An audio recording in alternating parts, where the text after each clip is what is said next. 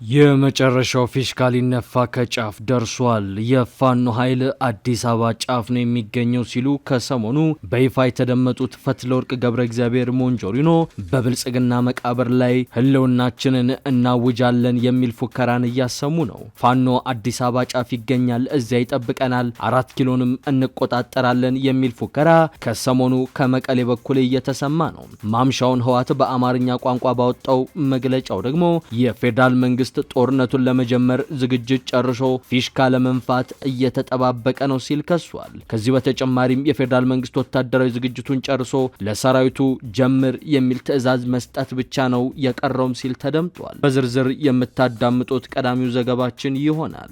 ከመሸ ለጠቅላይ ሚኒስትር አብይ አህመድ የተላከው ደብዳቤ እያነጋገረ ይገኛል። በደብዳቤው ላይ የፌዴራል መንግስት እያደረገ ያለውን እንቅስቃሴ በአስቸኳይ እንዲያቆም የሚጠይቅ ነው። ከዚህ በተጨማሪም አሁን ያለው የወልቃይት አስተዳደር እንዲፈርስና የጦርነት ድቤ ድለቃዎች እንዲቆሙ ለጠቅላይ ሚኒስትሩ ከተጻፈው ደብዳቤ ላይ መመልከት ተችሏል። ተሰሙታላችሁ።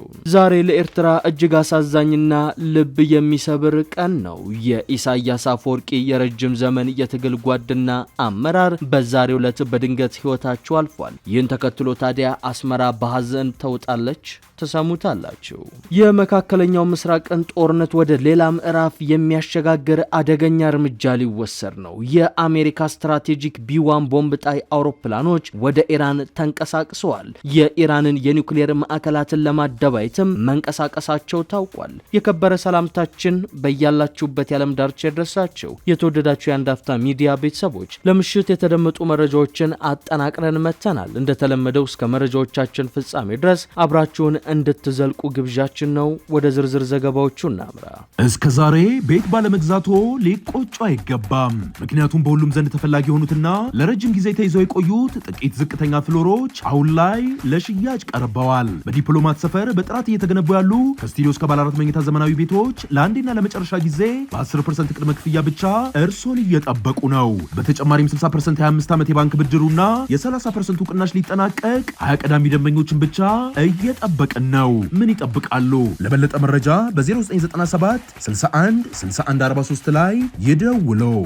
የህወሓት ኃይል ዙሩን እያከረረው ይገኛል። የጦርነቱ ፊሽካ ሊነፋም ከቋፍ የደረሰ መስሏል። በተለይም ካለፈው እሁድ አንስቶ የቡድኑ ከፍተኛ አመራሮች በህዝባዊ መድረኮች ላይ እየሰጧቸው ያሉ አስተያየቶች እጅግ የጠነከሩና የብልጽግናውን መንግስት ለመጣልና ለመገርሰስ ያነጣጠሩ ሆነዋል። በትላንትናው ዕለት ንግግር ያደረጉት የህወሓት ጽህፈት ቤት ኃላፊ ወይዘሮ ፈትለወርቅ ገብረ እግዚአብሔር ሞንጆሪኖም የፋኖ ኃይልና የኦሮሞ ነጻነት ሰራዊት አዲስ አበባ ዙሪያ አሉ፣ እነርሱ ይጠብቁናል ማለታቸው መነጋገሪያ ሆኗል። ድንጋጤንም ፈጥሯል። አቶ አማኑኤል አሰፋ በበኩላቸው የህልውና አደጋ ካንዣበበበት የአማራ ህዝብ ጎን በመሆን ይህንን መንግስት እንጠላለን በማለት ተናግረዋል። ህልውናዬን በብልጽግና መቃብር ላይ አረጋግጣለሁ የሚለው ይኸው ቡድን የፌዴራል መንግስት ጦርነቱን ለመጀመር ዝግጅት ጨርሶ ፊሽካ ለመንፋት እየተጠባበቀ ነው ሲል ደግሞ በዛሬው ዕለት ከሷል። የእምዬን ለአብዬ እንዲሉ ህወሓት ራሱ ለጦርነት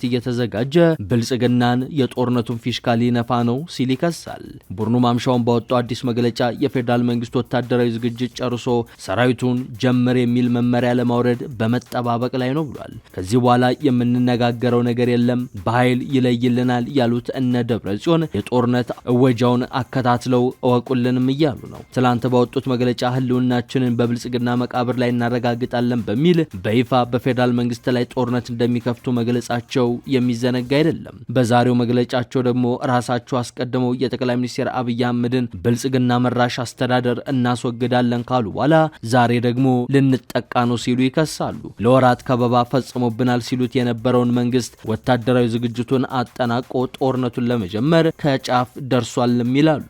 የፕሮፓጋንዳ ዘመቻ ተከፍቶብኛል ያለው የህወሓት መግለጫ የስም ማጥፋት ዘመቻው የፌዴራል መንግስት ወታደራዊ ዝግጅቶችን ተጠቅሞ ጦርነት ለመጀመር መንደር መንደርደሪያ መሆኑን ይገልጻል። አስወግደዋለሁ ያለውን መንግስት ወታደራዊ ዝግጅት ጨርሶ ጀምር የሚል መመሪያ ለማውረድ በመጠባበቅ ላይ መሆኑ ግልጽ ነው ሲልም የመከላከያ ሰራዊቱን ዝግጅት ገልጿል። ቡድኑ ሊሰነዘርብን ነው ያለውን ጥቃት እጅና እግሩን አጣጥፎ እንደማይቀበል ይገልጽና ራሱን ተከላካይ አድርጎም አቀርቧል። ለዚህም በሁሉም ዞኖች፣ ወረዳዎችና የከተማ መስተዳደሮች ዘንድ እንደ ህዝብ ፍጹም አንጠፋም በሚል ህዝቡ ራሱን ለመከላከል እንዲዘጋጅ እያደረኩ ነው ብሏል። በዛሬው መግለጫ እንደ ትላንቱ ሁሉ ያለው ብቸኛ አማራጭ ራሱን በማጠናከር የአብይ አህመድ አገዛዝን መመንገል ብቻ በማለት ጦርነቱን አውጆታል። ቡድኑ ያወጀውን ጦርነት ህዝባዊ መሰረት ያለው ለማስመሰል የትግራይ ህዝብ የትግሉ ባለቤት በመሆን በየመድረኩ በሚደረጉ ውሳኔዎች ድጋፉን እየሰጠኝ ነው ሲልም ይቀጥፋል። እንደ የትግራይ ህዝብና መንግስት እንደ ህዝብ ፍጹም አንጠፋም በማለት ህልውናችንን ለማረጋገጥ ተዘጋጅተናል ሲልም ያክላል። እነ ደብረጽዮን ለመለኮስ የተዘጋጁትን ጦርነት በድል ለማጠናቀቅ ህዝቡ እንዲደግፋቸው እየተማጸኑት ነው። እንዲሁም ሌሎች የመንግስት ተቀናቃኞች በጠቅላይ ሚኒስትር አብይ አህመድ አስተዳደር ላይ ያወጀውን ጦርነት እንዲቀላቀሉትም ጥሪ አቅርቧል። ቡድኑ በመግለጫው ብሔራዊ የህልውና አደጋ ገጥሟችሁ በከባድ ስቃይና መከራ ላይ የምትኖሩ ህዝቦችና የተደራጀ ትግል የምታደርጉ ኢትዮጵያውያን ኃይሎች ከትግራይ ህዝብና መንግስት ጋር ያላችሁን ጥምረት እንድታጠናክሩ እንዲሁም ጸረ የአብይ አህመድ አገዛዝ የምታደርጉት ትግል እንድታጠናክሩ ሲል ነው በይፋ የጽምዶና የቅንጅት ጥሪን ያቀረበው። ከመሸ ለጠቅላይ ሚኒስትር አብይ አህመድ አንድ አነጋጋሪ ደብዳቤ ተልኳል። ደብዳቤው የተላከው ከትግራይ ነው። ከትግራይ ለጠቅላይ ሚኒስትሩ በተጻፈው ደብዳቤ ላይ በአስቸኳይ አፋጣኝ እርምጃ እንዲወስዱም ጥሪ የሚያቀርብ ነው። በመቀሌ የሚንቀሳቀሰው ሳልሳይ ወያኔ ትግራይ ፓርቲ ለጠቅላይ ሚኒስትር አብይ አህመድ በጻፈው ግልጽ ደብዳቤ በኢትዮጵያ መንግስትና በህወሓት እንዲሁም በውጭ ኃይሎች መካከል አዲስ የጦርነት ደመና እያንዣበበ መምጣቱን ጠቅሷል። ከባድ ሰብአዊና ቁሳዊ ውድመት የሚያስከትል አዲስ ጦርነት እንዳይቀሰቀስ በአስቸኳይ የመከላከያና የሰላም እርምጃዎች ይወሰዱ ሲል ጥሪ አቅርቧል። ሳልሳይ ወያኔ በደብዳቤው እንዳመላከተው የትግራይ ህዝብና ሀገሪቱ ካለፈው አዳሚ ጦርነት ካስከተለው መጠነ ሰፊ ሰብአዊና ኢኮኖሚያዊ ቀውስ ገና ሳያገግሙ በአሁኑ ወቅት ሌላ የጦርነት ዝግጅትና ስጋት ጫፍ መድረሱ እጅግ አሳሳቢ ነው ብሏል። አሁን ሊቀሰቀስ የሚችል ማንኛውም ግጭት የክልሉን እንዲሁም የአገሪቱን ህልውና አደጋ ላይ ከመጣሉ ባለፈ ቀጠናዊና ዓለም አቀፋዊ ኃይሎች አዳዲስ የጦር መሳሪያዎቻቸውን የሚፈትኑበት አደገኛ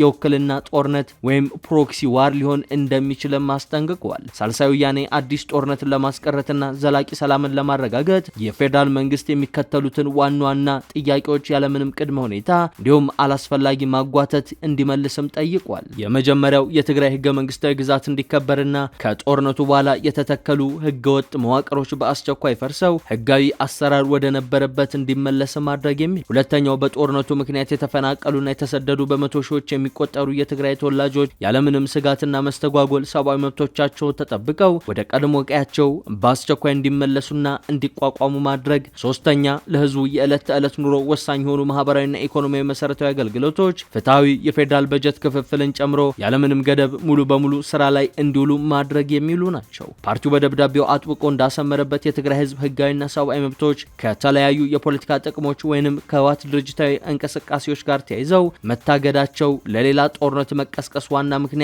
እየሆነ ይገኛልን ብሏል። አክሎም የፌዴራል መንግስት የጦርነትን ነጋሪት መምታቱንና ቀስቀሳዎችን በአስቸኳይ አቁሞ የትግራይ ህዝብ ጥያቄዎች በተለየ መልኩ በማየት በሰላማዊ መንገድና በውይይት እውነተኛ ምላሽ እንዲሰጥ አሳስቧል።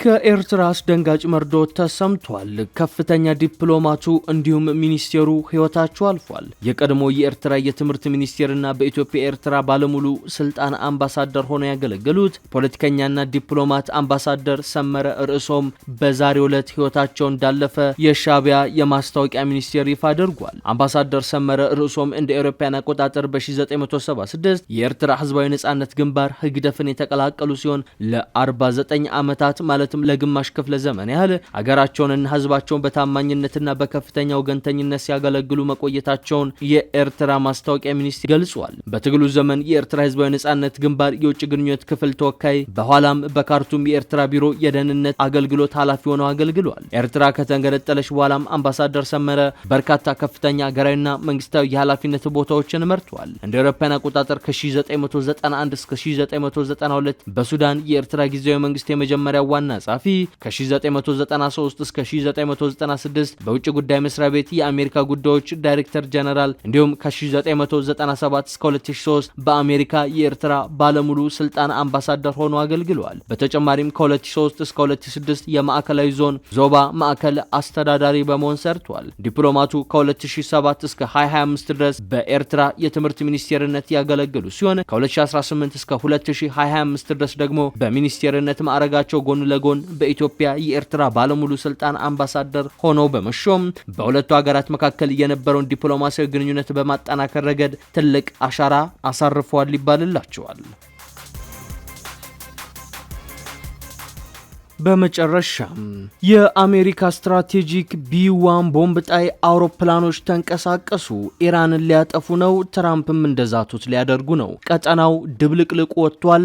እሳት እየዘነበበትም ይገኛል። የአሜሪካው ፕሬዝዳንት ዶናልድ ትራምፕ በኢራን ሚስጥራዊ የከርሰ ምድር የኒውክሌር ማዕከል ላይ እርምጃ እንደሚወስዱ ካስጠነቀቁ በኋላ በብሪታንያ በሚገኘው RAF ፌርፎርድ ወታደራዊ ካምፕ ተመድበው የነበሩት የአሜሪካ ቢ1 ላንሰር ስትራቴጂክ ቦምብ ጣይ አውሮፕላኖችን እንዲንቀሳቀሱ አዟል። የእስራኤል የደህንነት አካላት ለዋሽንግተን ባቀረቡት የስለላ መረጃ መሰረት ኢራን ከተደረገው ግጭት በኋላ በሺዎች የሚቆጠሩ የዩራኒየም ማበልጸጊያ ሴንትሪፊዩጆችን ጥብስቅ ብሎ ወደ ተሰራው የፒአክስ ማውንቴን የመሬት ውስጥ ዋሻ አዛውራለች። ይህ ተቋም በኢስፋሃና ክፍለ ሀገር ከዋናው የናታንዝ ኒውክሌር ማዕከል በስተደቡብ በኩል ከተራራው ጠንካራ የግራናይት ድንጋይ ስር ከ100 እስከ 137 ሜትር ያህል ጥልቀት ላይ የተቆፈረ በመሆኑ በተራ የአየር ድብደባዎች በቀላሉ ሊሰበር የማይችል የተመሸገ ቦታ ነው። ፕሬዝዳንት ትራምፕ ተቋሙ በቅርብ ክትትል ስር እንደሚገኝና አሜሪካ በቦታው ላይ በቅርብ ጊዜ ከባድ ድብደባ ልትፈጽም እንደምትችል ይፋዊ ማስጠንቀቂያ ሰጥተዋል። ወታደራዊ ባለሙያዎች እንደሚሉት ከሆነ የተቋሙን የውስጥ ክፍፍሎች ለማድቀቅ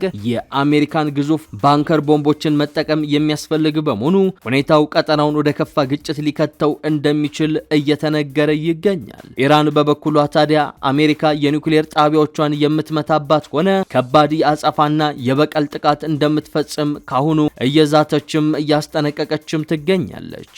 የተወደዳችሁ የአንድ አፍታ ሚዲያ ቤተሰቦች ለምሽት ያዝናቸው መረጃዎቻችን እነዚህን ይመስሉ ነበር። አብራችሁን ስለቆያችሁ እጅግ አድርገን እናመሰግናለን። መልካም ምሽት።